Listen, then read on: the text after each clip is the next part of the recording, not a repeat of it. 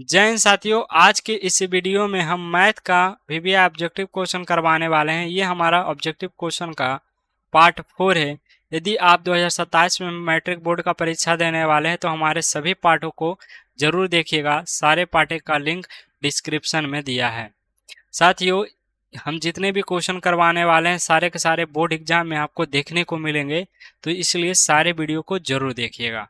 चलिए स्टार्ट करते हैं। पहला क्वेश्चन देखिएगा, दो सह अभाज्य संख्याओं का महत्तम समवर्तक क्या होता है? दो अभाज्य संख्याओं का सह अभाज्य संख्याओं का महत्तम समवर्तक 1 होता है। याद कर लीजिएगा, क्या होता है? 1 होता है।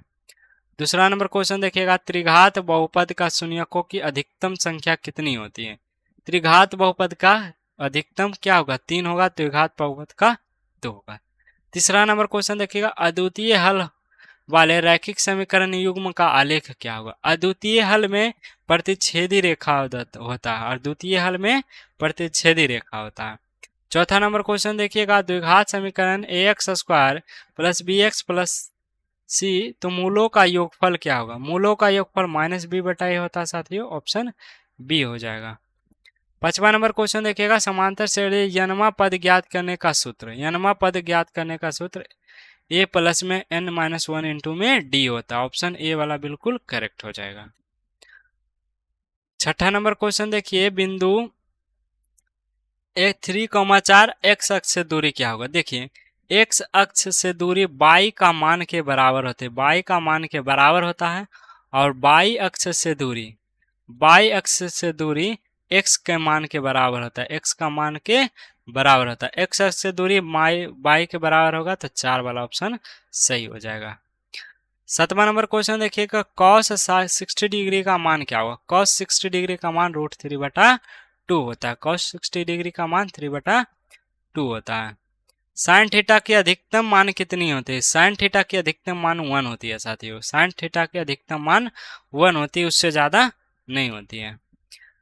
नौवां नंबर क्वेश्चन देखिएगा, यदि किसी ऊर्ध्वाधर स्तंभ की ऊंचाई उसकी भूमि पर छाया की लंबाई बराबर हो तो सूर्य का उन्नयन का कोण का 45 डिग्री होगा। जब भी बराबर होगा, जब भी बराबर होगा साथियों, याद रखिएगा 45 डिग्री होगा। दोनों आपस में बराबर होगा तो 45 डिग्री के मान के बराबर होगा।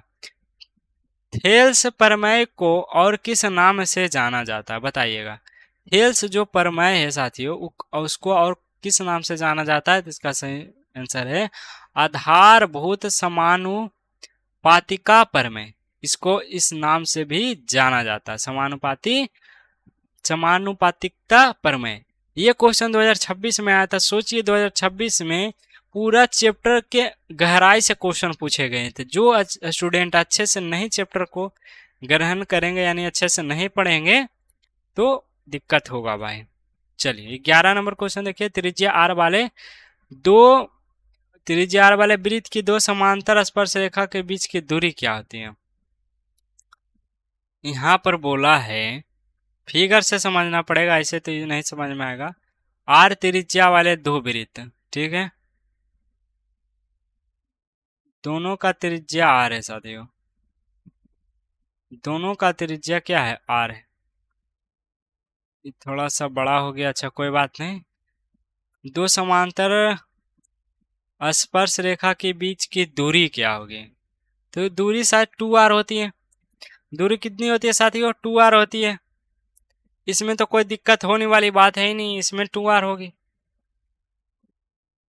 चलिए आगे बढ़ते हैं। 2r याद कर लीजिए, इसका सही आंसर हो जाएगा 2r। 12वां नंबर क्वेश्चन देखिएगा, अर्धवृत्त का कोण का कितने अंश होता है? अर्धवृत्त का कोण कितने अंश का होता है? कितने साथियों अंश का होता है, ये बताइएगा। चलिए आगे बढ़ते हैं। अर्धवृत्त का कोण साथियों, अर्धवृत्त का कैसे होता है ये तो सभी को पता है। इस प्रकार से अर्धवृत्त होता है। ये ऐसे तो नहीं कर सकते हैं, इस प्रकार से अर्धवृत्त होता है। का कोण कितने अंश का होता है? 90 डिग्री का होता है। कितने का? 90 डिग्री का होता है। थीटा, कोण थीटा वाले त्रिज्यखंड संगत चाप की लंबाई का सूत्र क्या होगा? ये तो हमें बताने की जरूरत नहीं होनी चाहिए साथियों आप लोगों को। ये सब फॉर्मूला बेस्ड क्वेश्चन है, ये सब को तो आपको बताने की जरूरत नहीं होना चाहिए। इसका फॉर्मूला कौन सा होता है? थीटा बटा 360 2 पाई आर। क्या होता है? 2 पाई आर हो जाएगा। थीटा बटा 360 2 पाई आर क्या हो जाएगा? 2 पाई आर हो जाएगा। 14 नंबर क्वेश्चन देखिएगा, त्रिज्या आर वाले ठोस अर्धगोले का आयतन, अर्धगोले का आयतन साथियों 2 पाई 3 पाई आर क्यूब होता है। 2 पाई 3 पाई आर क्यूब होता है। चलिए 15 नंबर क्वेश्चन देखिएगा, आधार की त्रिज्या आर और तिर्यक ऊंचाई एल हो तो शंकु का वक्र पृष्ठीय क्षेत्रफल पाई आर एल हो जाएगा। पाई आर एल हो जाएगा। वहीं पर साथियों जब संपूर्ण पूछे, संपूर्ण पूरा का संपूर्ण पूछेगा तो क्या हो जाएगा? पाई आर इंटू एल प्लस में आर, एल प्लस में क्या हो जाएगा? आर। वर्ग अंतराल का वर्ग चिन्ह निकालने के लिए दोनों को जोड़ के 2 से भागा दे दीजिए। दोनों को जोड़ के 2 से भागा दीजिए, वही वाला ऑप्शन सही हो जाएगा। 17 नंबर क्वेश्चन देखिए, निम्नलिखित में कौन सी संख्या किसी घटना का प्रायिकता नहीं होगी? 1 से बड़ा नहीं होना चाहिए, 1 से छोटा नहीं होना चाहिए, तो ऑप्शन सी वाला बिल्कुल सही हो जाएगा। 18 नंबर क्वेश्चन देखिएगा, एक पाचे को फेंकने पर अभाज्य संख्या प्राप्त होने की प्रायिकता क्या होती है? एक संख्या को, एक पासे को फेंकने पर अभाज्य संख्या, तो एक पासे को फेंकेंगे साथियों तो 1 2 3 4 5 6 प्राप्त होगा, और टोटल 6 होगा तो नीचे लिखेंगे, और अभाज्य संख्या तो अभाज्य संख्या जोड़िए 1 2 3, 3 अभाज्य संख्या तो ये भी 1/2 हो जाएगा। अभाज्य संख्या भी 1/2 हो जाएगा, काटेंगे 1/2। 19 नंबर क्वेश्चन देखिए, ये किस प्रकार की संख्या है? तो देखिए √5 का वर्गमूल नहीं निकलेगा, यह एक अपरिमेय संख्या है। 20 नंबर क्वेश्चन देखिएगा, द्विघात बहुपद ax² plus bx plus c के शून्यकों का गुणनफल अल्फा इंटू बीटा c बटा ए होता है। क्या होता है? c बटा ए होता है। 21 नंबर क्वेश्चन देखिएगा, जिस रैखिक समीकरण युग्म का कोई हल नहीं होता उसको समांतर या उसको असंगत भी बोलते हैं। उसको क्या बोलते हैं? असंगत भी बोलते हैं। 22 नंबर क्वेश्चन देखिएगा, समांतर श्रेणी 2, 4, 6, 8 का कौन सा पद 20 है? कौन सा पद साथियों 20 है? एन की वैल्यू हमें निकालनी है, तो एन की वैल्यू निकालने के लिए हम आपको फॉर्मूला बताए थे, tn माइनस ए अपॉन में डी या प्लस में 1।